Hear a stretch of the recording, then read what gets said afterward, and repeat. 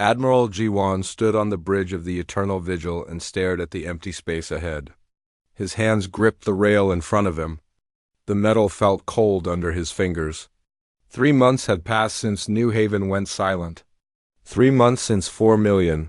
People stopped answering calls from home. The view screen showed nothing but stars and darkness. Somewhere out there, his daughter's family had lived on New Haven. They had sent him pictures of his granddaughter's 5th birthday just days before the silence began. Now there was nothing. No messages. No signals. Just silence. "Admiral, the scout reports are confirmed," said Captain Nari from her station. Her voice was steady, but her eyes were red. She had lost friends on New Haven, too. Everyone had lost someone. Jiwan pulled up the reports on his personal screen. The words blurred together at first. Orbital bombardment. Complete destruction. No survivors detected. The cities had been melted from space. The farms were scorched earth. The underground shelters had been targeted with precision weapons. Someone had made sure that nobody survived. Who did this? Asked a young officer near the communications panel. "The Thresk Empire?" Jiwan said quietly. "Their ships were detected in the system. They didn't even try to hide it." The bridge went silent. Everyone knew about the Thresk. They were one of the biggest powers in the galaxy. 4 arms, thick armor plates covering their bodies, and an attitude that made them think they owned every star system they could see. They had been pushing against human colonies for years. Small incidents, trade disputes, border conflicts. But this was different.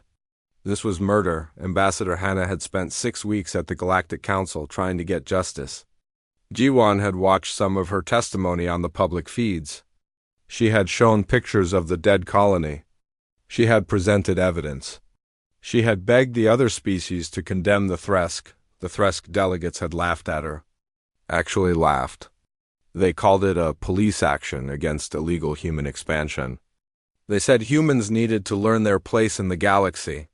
One of them had called humans soft mammals who cry too easily. The Galactic Council did nothing. Most species stayed quiet. Some agreed with the Thresk. Humans were newcomers to space. They had only been traveling between stars for 300 years. That was nothing compared to species that had been out here for thousands of years. "Sir, incoming message from Earth Command," said the communications officer. "It's Fleet Admiral Taiyang. Priority 1? Eyes only." Jiwan walked to his private office behind the bridge. The door sealed shut behind him. He activated the secure channel and Taiyang's face appeared on the screen. The old admiral looked tired. Lines ran deep across his face, but his eyes were hard as steel. "Jiwan," Taiyang said. "The authorization came through. The president signed it an hour ago. We're mobilizing everything." "Everything?" Jiwan felt his heart beat faster. "Sir, that's 700,000 warships," Taiyang interrupted. "Every fleet, every reserve, every ship we've been building in the hidden systems. We're bringing it all out."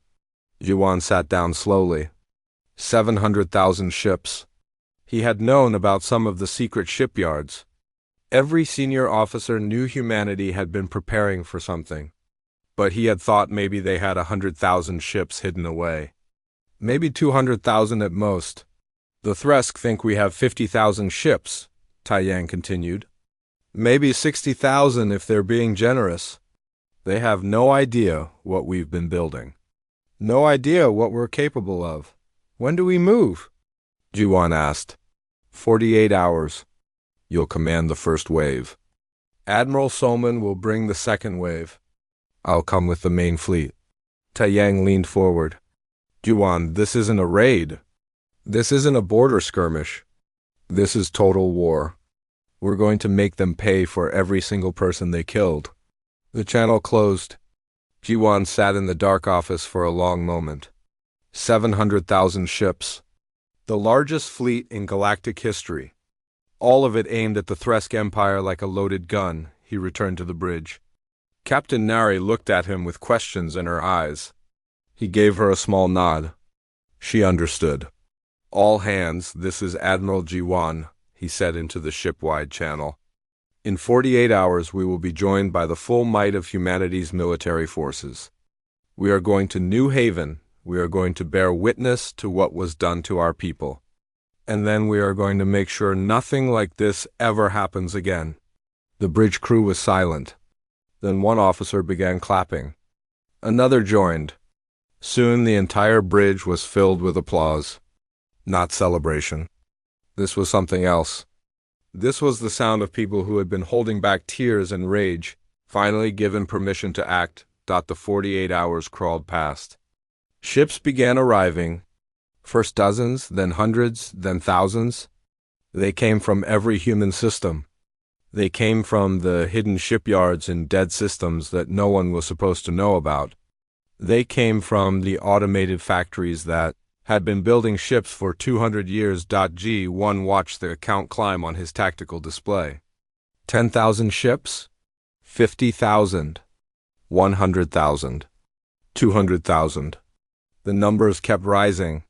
Each ship checked in, took its position, and waited. Chief Engineer Dayun called from the engine room. Admiral, all systems are at full power. The new weapons are online. We're ready. Good, Gawan said. We're going to need every advantage we have. Finally, the moment came. 700,000 human warships hung in space, arranged in perfect formation. It was beautiful and terrible at the same time. Each ship represented thousands of hours of work, millions of tons of metal and technology. And behind each ship were the ghosts of New Haven, demanding justice. All ships report ready, said Captain Nari. Then let's go, Jiwan said. Engage hyperspace drives. Destination, Thresk border space. Let them see what happens when you murder 4 million humans. Reality tore open in front of the fleet. Space itself seemed to scream as 700,000 ships punched through into hyperspace. The journey would take 6 hours. 6 hours until the Thresk Empire learned what true terror looked like. Yuan thought about his granddaughter. She would have been 5.5 now. She would never get to be 6. Never get to grow up. Never get to see the stars, but she would be remembered. They would all be remembered. And the ones who killed them would never forget the price of that crime, the eternal. Vigil shook slightly as it traveled through hyperspace. Around it, 700,000 other ships followed. An entire species going to war. Not for territory, not for resources, but for justice, for memory. For the simple truth that some crimes cannot go unpunished, the Thresk had called humans soft. They were about to learn how wrong they were. High Commander Vrokish stood in his command center on the border station and watched his sensors with growing confusion. The screen showed impossible numbers. Human ships were arriving at the edge of Thresk space, hundreds of them. No, thousands. No, the number kept climbing. This must be an error, he said to his tactical officer. Run the scan again. The officer's 4 arms moved across his controls.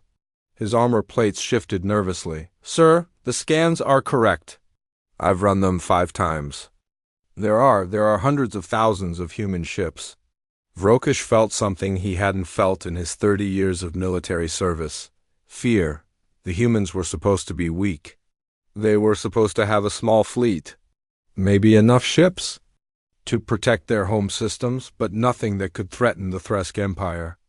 How many ships do they have? Vrokish demanded. The count is still rising, sir, currently at 600,000. No, 650,000, so they're still coming. Vrokish pulled up the tactical display himself. The human fleet spread across the border like a swarm of insects. No, that wasn't right. This was organized, perfect formation. Military precision. This was a fleet that knew what it was doing. Send a message to the High Council, Vrokish said. Tell them we need reinforcements immediately. On the human flagship, Captain Nari watched the Thresk station with cold eyes. Her destroyer, the Hermorfall, was leading the first attack wave. Behind her were 5,000 other destroyers, all waiting for the order. Admiral Jiwan sends his regards, she said to her crew. He wants this station disabled within the hour. All military targets are cleared for engagement. No civilian structures, we're not like them. The weapons officer nodded. Targeting systems locked. Waiting for your order, Captain. Nari thought about her friend Hyeri who had lived on New Haven. They had gone to the academy together. Hyeri had 2 children. The children were learning to play music. Hyeri had sent her a video of them playing a simple song on traditional instruments. That was 2 weeks before the silence. Fire, Nari said. The Hammerfall's main weapons lit up space. Railguns fired metal slugs at a fraction of light speed.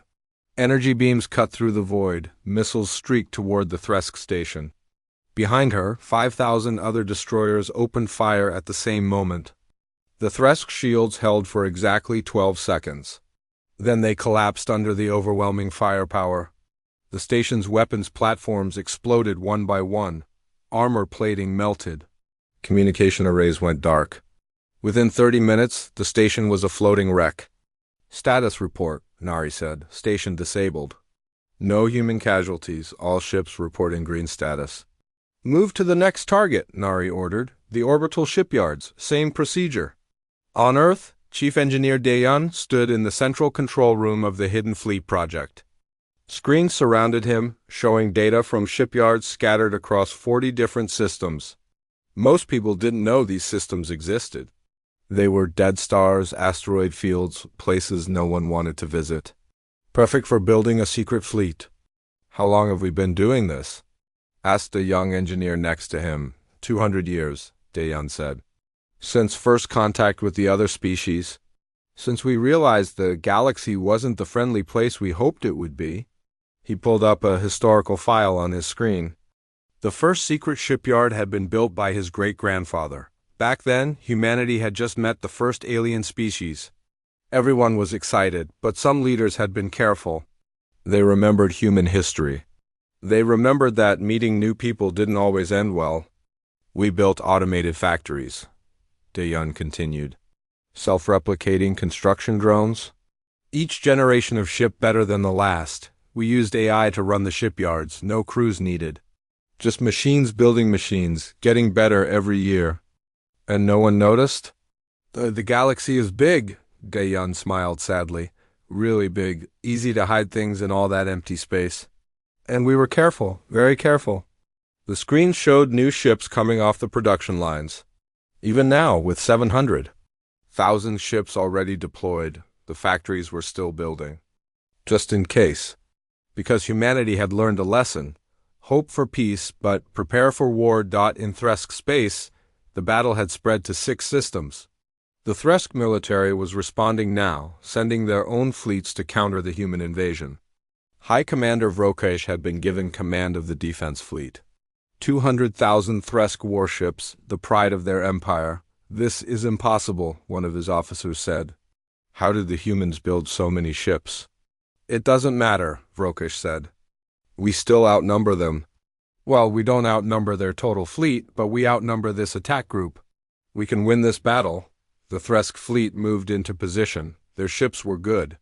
Heavy armor, strong shields, weapons that had conquered a dozen other species. They were confident. They had never lost a major battle. The human fleet waited for them. Admiral Jiwon watched from the eternal vigil as the Thresk ships approached. He could see their formation, classic Thresk tactics. Strong center, wings ready to surround the enemy. They're predictable, he said to his tactical officer. They've been using the same strategies for 1,000 years. That's their weakness. Sir, should we engage? Not yet, Jiwon said. Let them get closer. Let them think they have a chance. The Thresk fleet opened fire first.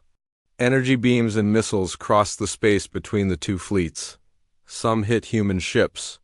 Shields flared and held. A few ships took minor damage. But the human fleet maintained formation, not firing back. Why aren't they shooting? Vrokesh wondered. This is our chance. All ships, full attack. The Thresk fleet surged forward. That was when the human ships moved. They didn't move like individual ships. They moved as one. Perfectly synchronized. Quantum-linked tactical networks coordinated every ship at the same instant. No delay, no confusion. 700,000 ships acting as a single weapon, the human fleet split into three groups. One went high, one went low, one drove straight through the Thresk center. The Thresk tried to respond, but their commands took time to travel from ship to ship. By the time an order reached the wings, the center was already being torn apart. Human weapons were different too. Humanity had never stopped improving their technology. Railguns that fired faster and hit harder. Energy beams that could cut through Thresk armor like paper.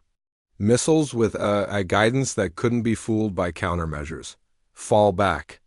Vrokish ordered, "Reform the line." But there was no line to reform. The human fleet was everywhere at once. Thresk ships exploded in clusters, some tried to run. The human ships chased them down, no mercy, no prisoners. This was the justice humanity had come to deliver. 4 hours later, it was over. The Thresk defense fleet was gone. 200,000 ships reduced to debris and radiation. The pride of the Thresk Empire destroyed in an afternoon on Earth. Diplomatic Officer Soman monitored the galactic communication channels. Every species in the galaxy was watching.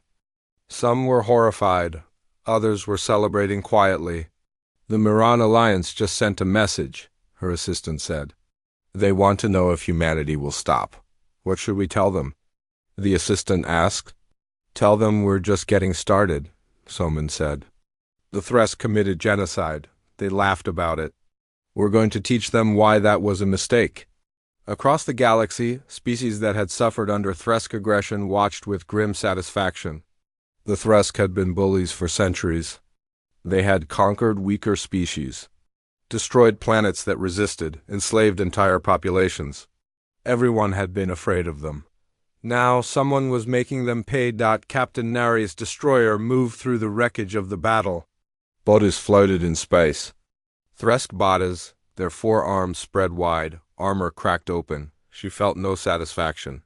This wasn't what she wanted. She wanted her friend back. She wanted those children to still be learning music, but that was impossible. So this would have to be enough. Justice, retribution, making sure the Thresk never did this to anyone else. "Captain, new orders from Admiral Jiwan," her communications officer said. "We're moving to the next system. The Thresk are evacuating their border worlds. We're to make sure no military assets escape." "Understood," Nari said. "Set course." "And someone play the broadcast." "The broadcast?" Every human ship was playing it on all frequencies.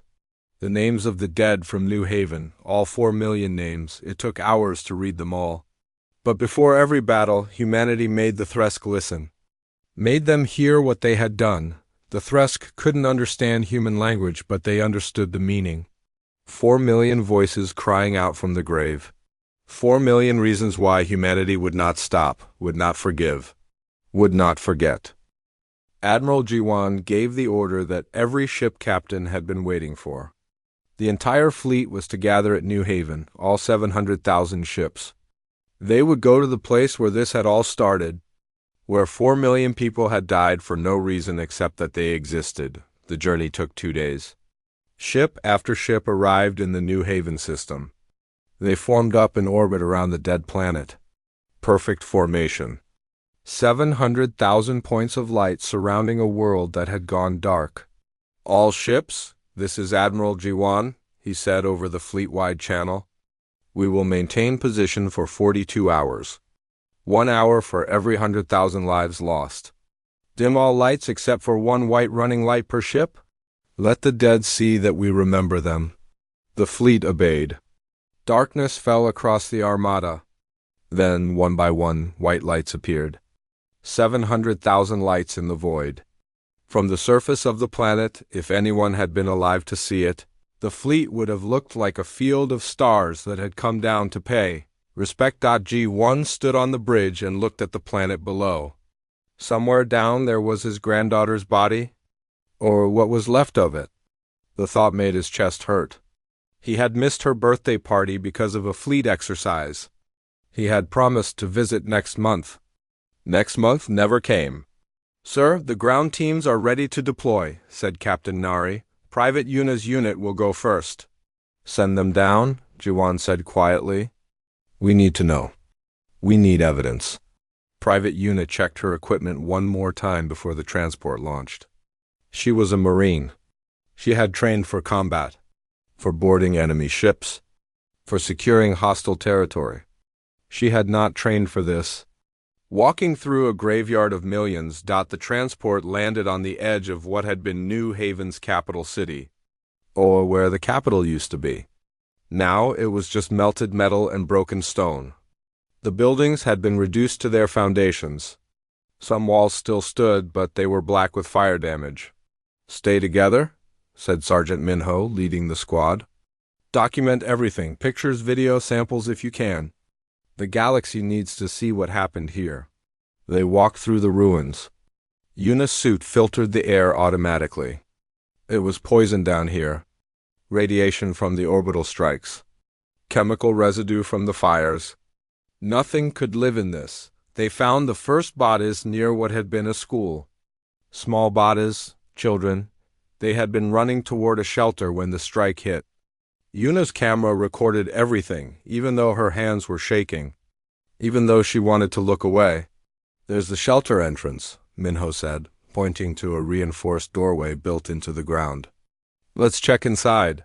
The shelter door had been blown open from outside. Someone had used explosives on it. Inside, the shelter was full of bodies. Families huddled together. Parents holding children. Everyone trying to protect each other when the air ran out. "They sealed them in," Una said. Her voice sounded distant in her own ears. The Thresk found the shelters and sealed the doors.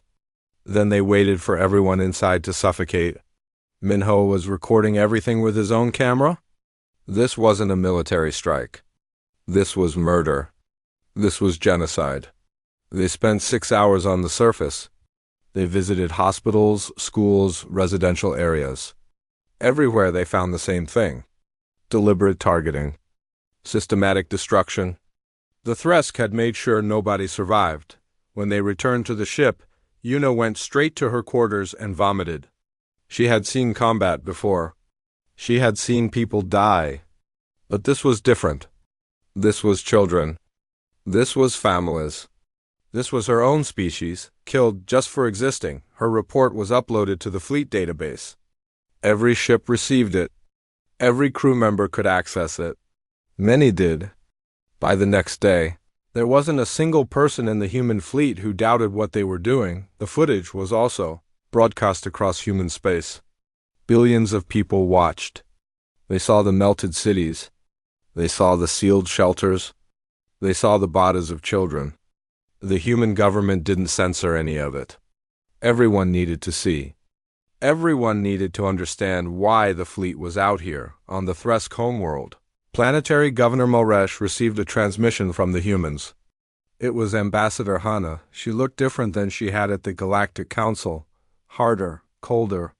"Governor Moresh," Hana said, "I am authorized by the Unified Earth Command to offer terms of surrender. Complete and unconditional.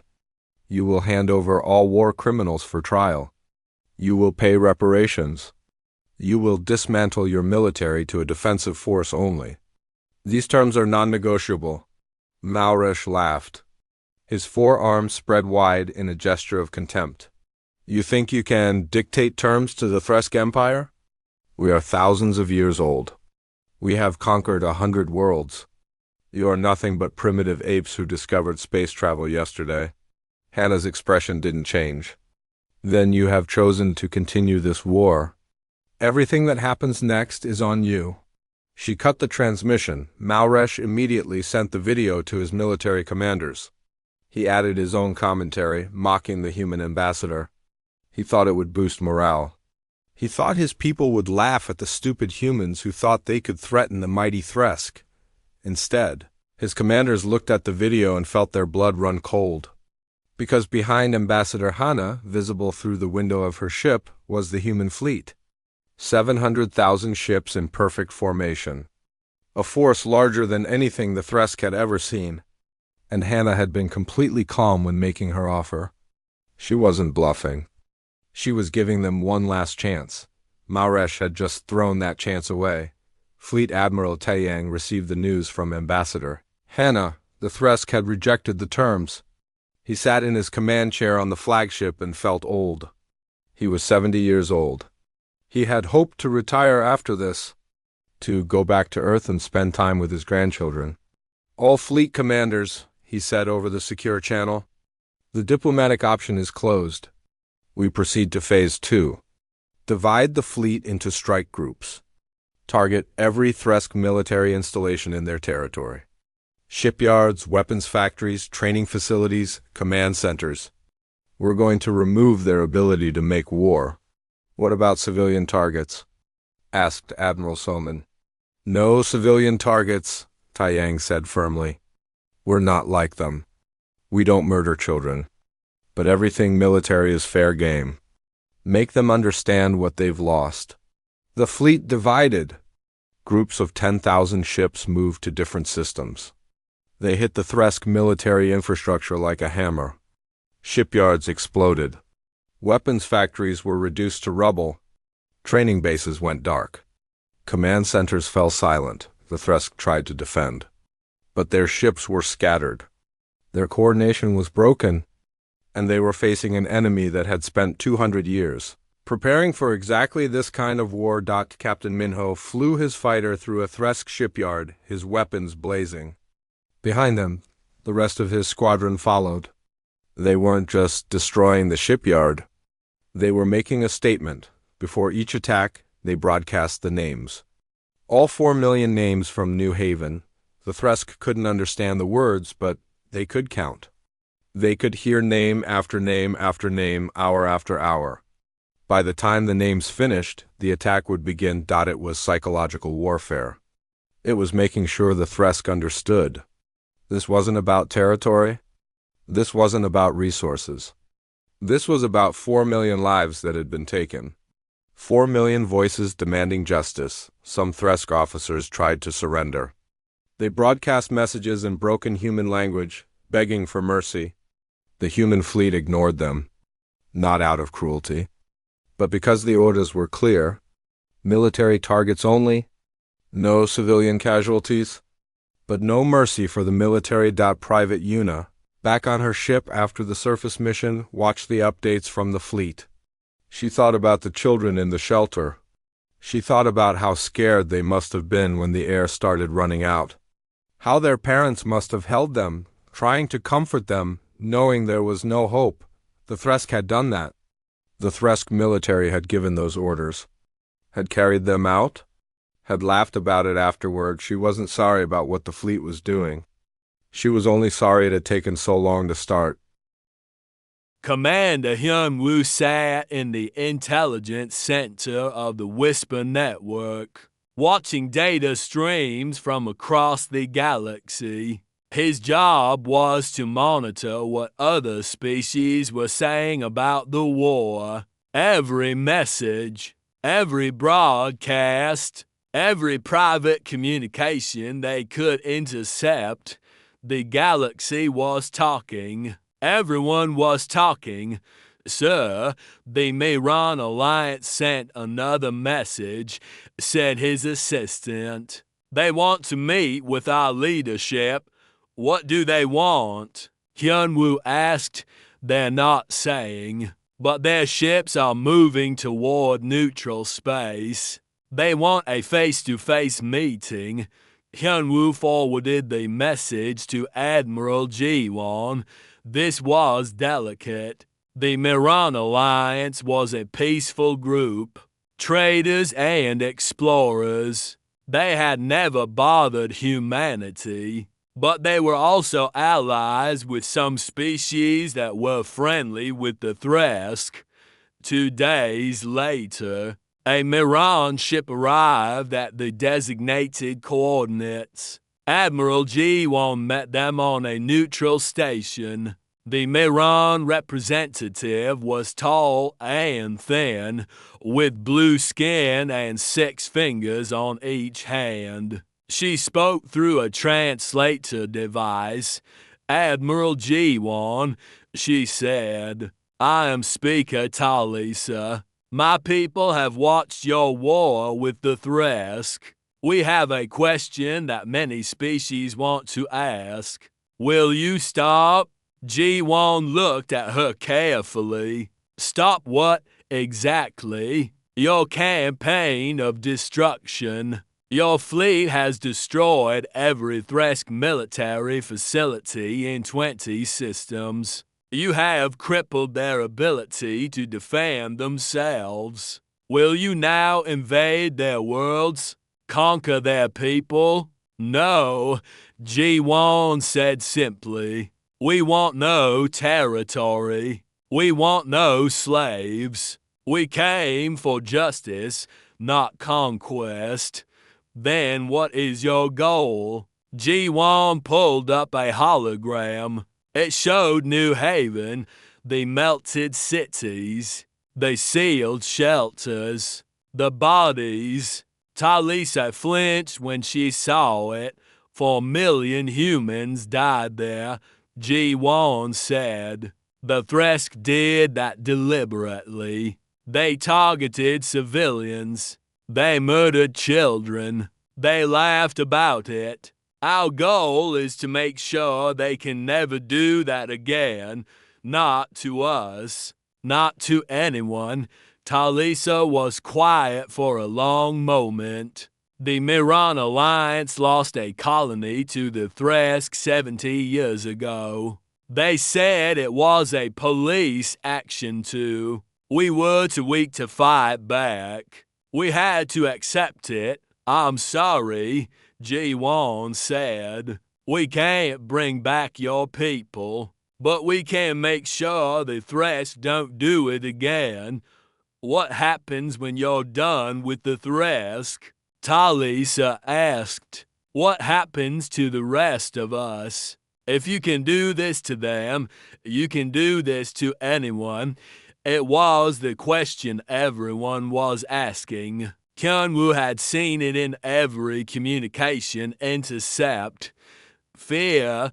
The galaxy was afraid of humanity now. Before, humans were newcomers. Interesting but not threatening. Now humans had shown they could mobilize a fleet larger than anything in recorded history. They could coordinate that fleet with perfect precision. They could destroy one of the major powers in months. We will go home, Ji-won said. When the Thresk military is neutralized, when justice is done, we will withdraw. We're not building an empire. We're settling a debt, and if someone else attacks humanity, Ji-won smiled, but it didn't reach his eyes.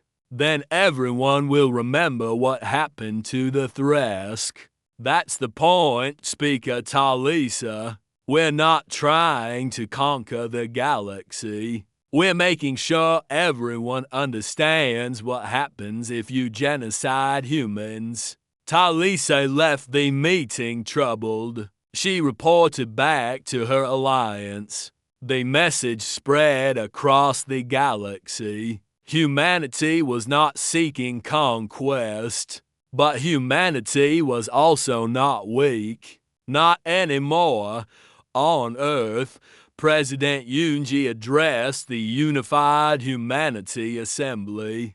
The chamber was packed. Every representative was there. This was the biggest moment in human history since first contact. We stand at a crossroads. Yoonji said, we have shown our strength. We have proven that we cannot be bullied. We cannot be massacred without consequence. But we must also show wisdom. The galaxy is watching us. They are deciding whether we are a threat or a protector. Our actions in the coming days will shape how humanity is seen for generations. What about justice for New Haven? Shouted one representative. Justice will be done, Yoonji said firmly. But justice is not the same as revenge. We are dismantling the Thresk military. We are bringing their leaders to trial. We are making sure this never happens again. That is justice. But we will not become the thing we are fighting. We will not commit genocide in return. The Assembly voted. The military campaign would continue until the Thresk were no longer a threat. But there would be no civilian casualties, no occupation, no conquest. Humanity would prove it was better than its enemies. The Thresk made one final, desperate move. A secret weapons facility had been hidden in an asteroid field. They had been developing biological weapons there. Weapons designed to target human biology specifically. They loaded these weapons onto fast attack ships and sent them toward a human medical convoy. Commander Hyunwoo picked up the transmission. Sir, the Thresk are moving ships toward Medical Group 7. They're not following normal engagement patterns. What are they doing? Ji-won demanded, unknown, but, sir, we're picking up biological containment signatures. I think they're carrying bioweapons. Ji-won's face went white. Alert Medical Group 7. Get our defense ships there now. The Thresk ships moved fast, but human ships were faster. 3 destroyers intercepted the attack force before they could reach the medical convoy. The battle was short and brutal. The Thresk ships were destroyed. The biological weapons were vaporized in the explosions, but the attempt changed everything. Fleet Admiral Tae Yang received the report and felt his last bit of patience disappear. Using biological weapons, targeting medical ships, the Thresk had crossed every line. There was nothing left to negotiate. All fleet commanders, Tae Yang said. New orders. We are moving on the Thresk homeworld. Not to destroy it, but to end this war once and for all. The entire fleet gathered, 700,000 ships. They moved as one toward the heart of the Thresk Empire, toward their homeworld, the planet where their government sat, where their military command made its decisions, where the order to destroy New Haven had been given. Governor Malresh watched the human fleet approach on his screens. He was in his bunker now, deep underground. Around him, his advisors argued about what to do. Some wanted to surrender. Others wanted to fight to the end. They're just trying to scare us, Malresh said. They won't attack the homeworld. That would be genocide. They said they're better than that, sir. They're taking positions in orbit. Their weapons are charging. Malresh watched the display. Human ships surrounded his planet. Thousands of them. No, hundreds of thousands. Each one had enough firepower to level a city. Together, they could turn the entire planet into a dead rock, but they weren't firing at cities. They were targeting military installations. The planetary defense grid went first. Orbital weapons platforms exploded. Ground-based missile sites were hit with precision strikes. Command bunkers were sealed with explosives. Not destroyed, just sealed. Buried so deep that no one could get out. In 6 hours, the Thresk homeworld's defenses were gone. Every military asset was destroyed or disabled. The planet was defenseless, and still the human fleet held position, weapons ready, waiting. Captain Nari watched from her destroyer. They're beaten. They have to know it now. They're stubborn, her weapons officer said. They might keep fighting out of pride. Then they're fools, Nari said. Pride doesn't stop railgun rounds. On the surface, in his sealed bunker, Governor Malresh finally understood. The humans weren't bluffing. They weren't going away. They had the power to destroy his entire world. They were choosing not to, but that choice could change at any moment. He had two options: surrender and face trial for genocide, or refuse and watch his planet burn dot around the galaxy every species watched. The humans had proven they could destroy anyone they wanted. The question was what they would do next. Would they show mercy? Or would they show that they were no different than the Thresk? Ambassador Hannah sat in her office and prepared the final ultimatum. This was it, the moment that would define humanity's place in the galaxy. Show too much mercy, and they would be seen as weak. Show too much force, and they would be seen as tyrants.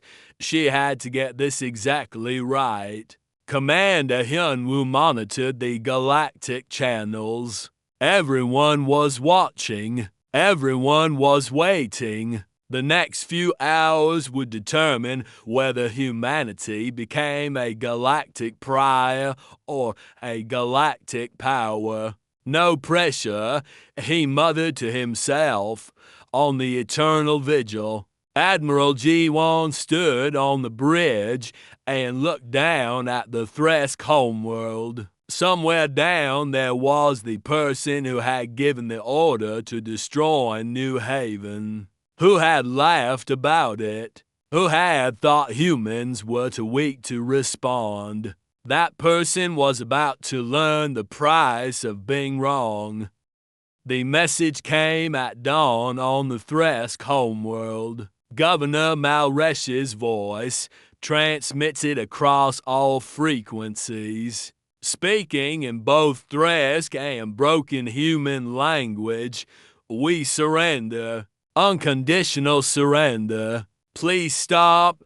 Admiral Ji-won read the message on his screen. He had been awake for 36 hours straight. His eyes were red with exhaustion, but he felt no satisfaction, no joy, just a hollow sense of something finished. Confirm the surrender, he said to Captain Nari, and send word to all fleet groups. Cease fire on all military targets. Maintain position, but do not engage unless fired upon. The order went out across 700,000 ships. Weapons powered down. Missiles were recalled. The siege of the Thresk homeworld ended not with an explosion, but with silence. Fleet Admiral Tae-yang arrived on his flagship 2 days later. He took command of the occupation force. Not a real occupation, just enough ships to make sure the Thresk kept their word. The rest of the fleet began the long journey home, but before anyone left, there was the matter of justice. High Commander Vrokish was the first to be arrested. He had survived the destruction of his defense fleet by sheer luck. His command ship had been disabled instead of destroyed. Now he stood in a human courtroom, his forearms bound with restraints, his armor stripped away. The trial was broadcast across the galaxy. Every species could watch. Humans wanted everyone to see what happened when you committed genocide. Ambassador Hannah served as the lead prosecutor. She presented the evidence calmly and clearly. Footage from New Haven, the melted cities, the sealed shelters, the bodies of children. Communication intercepts showing that the Thresk military knew these were civilian targets. Orders with Roche's signature authorizing the bombardment. You killed 4 million people, Hannah said, looking directly at Vrokish. Men, women, children. You targeted shelters where families were hiding. You made sure nobody survived. Watch Vrokish said nothing. His translator device sat on the table in front of him, but he refused to use it. The evidence speaks for itself, Hannah continued. You are guilty of genocide, of war crimes, of crimes against sentient life. The human government has authorized the maximum penalty under our law. Vrokish would spend the rest of his life in prison. So would every other Thresk officer who had participated in the attack on New Haven. Governor Malresh was arrested and tried separately. His sentence was the same. Life imprisonment. Some humans wanted executions. They wanted blood for blood. But President Yunji had been firm. Humanity would not become executioners.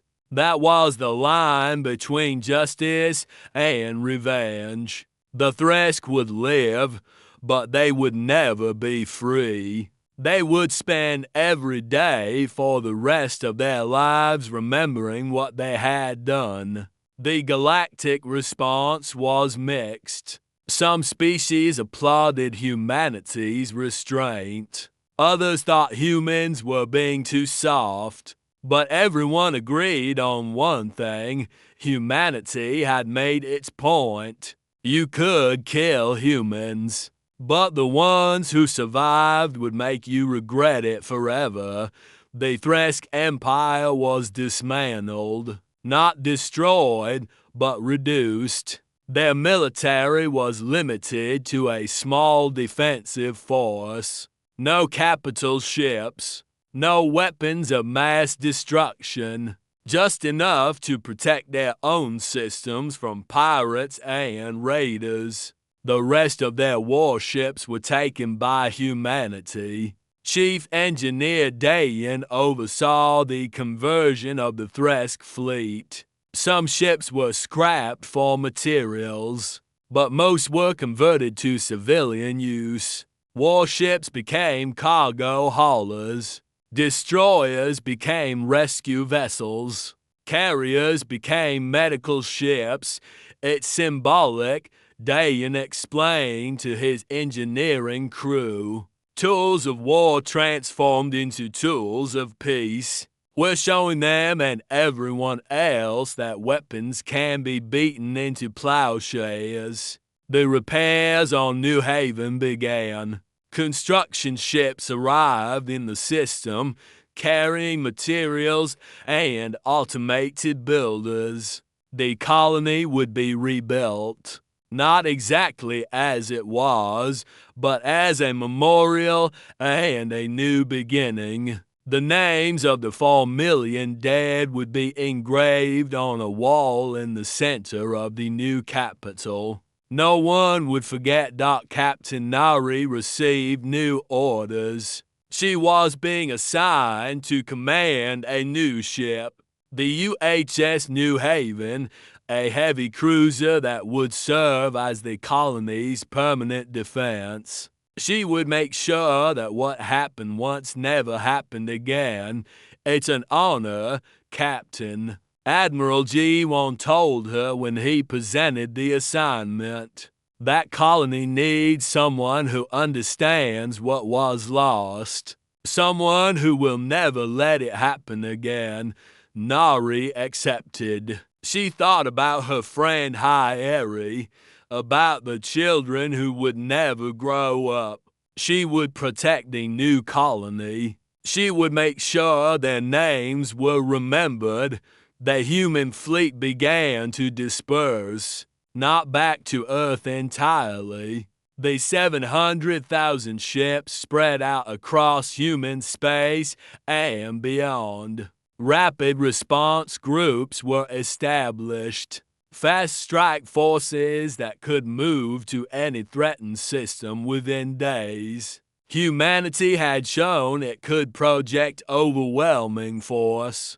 Now it positioned itself as the guarantor of peace. Other species took note. The Miran Alliance approached humanity with a proposal, a mutual defense treaty. If anyone attacked either humanity or the Miran, the other would respond. Other species followed. Within 6 months, humanity had signed defensive pacts with 20 different species.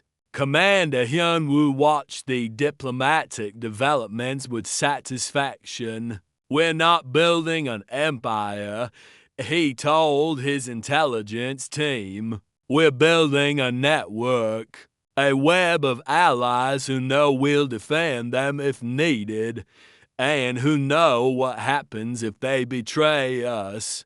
His assistant added that too, Hyunwoo admitted, on Earth. President Yoonji gave her final address about the war. We went into space hoping to find friends. We found a galaxy that respected only strength. So we became strong, but we also remained human. We sought justice, not revenge. We protected the innocent while punishing the guilty. We have shown the galaxy that humanity is not weak, but we have also shown that we are not cruel. We are what we have always been, a species that remembers its dead and protects its living. The speech was translated into hundreds of languages and broadcast across the galaxy. Some species mocked it. Others took it to heart, but everyone remembered. 5 years after the surrender, the first colonists returned to New Haven. Not the same people who had lived there before. They were all dead, but their descendants, their relatives, people who wanted to honor their memory by building something new on that world. Young colonist Minji was among them. Her parents had been visiting Earth when New Haven was destroyed. Her grandparents had died there. Her aunt, her cousins. She was 10 years old now, old enough to understand what had happened.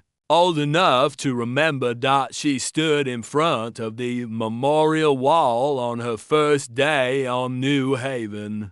The wall stretched for hundreds of meters, every name engraved in stone. 4 million names. She found her grandparents' names and traced them with her finger above her. The defense fleet maintained its eternal watch. Captain Nari's ship, the UHS New Haven, hung in orbit with a dozen other warships. Humanity had learned the lesson. You could kill humans, but you would pay a price so terrible that no one would ever want to try it again. Minji placed a flower at the base of the memorial wall. It was a simple gesture, but it meant everything. Life continuing. Memory preserved, the dead honored. The living protected dot around the galaxy. Other species watched humanity and learned. The humans were not conquerors. They were not tyrants, but they were not victims either. They were survivors. They were builders. And they had very, very long memories. The Thresk Empire faded into history. A warning to future generations. A lesson about the price of cruelty. Their military was gone. Their power was broken. But they were allowed to survive, to rebuild, to remember what they had lost and why. That was humanity's final lesson to the galaxy. We will not exterminate our enemies, but we will make sure they never threaten us again. We will make sure everyone remembers what happens when you murder 4 million humans. The galaxy learned a truth as old as humanity itself. You can kill humans, but the ones who survive will never forget, and they will make certain you never forget either. The memorial fleet departed New Haven after the ceremony. 700,000 ships had come for war. Now they went home as guardians of peace. The largest fleet in galactic history, built in secret, revealed in fury, and now standing as the ultimate deterrent dot above New Haven. Captain Nari looked down at the rebuilding colony and smiled. Her friend High Aries' children were gone, but new children would grow up here. They would learn music. They would play, they would live, and they would be safe, because humanity had made sure of it. The story of the 700,000 warships would be told for thousands of years. A story about justice, about memory, about a species that refused to accept genocide, about humans who proved that sometimes the only way to guarantee peace is to be strong enough to wage war, but always, always to remember why you fight, not for conquest, not for power, but for the 4 million names on a wall, for the children who never got to grow up, for the future that was stolen and must be rebuilt. That was the human way. Remember the dead, protect the living, and never, ever let it happen again.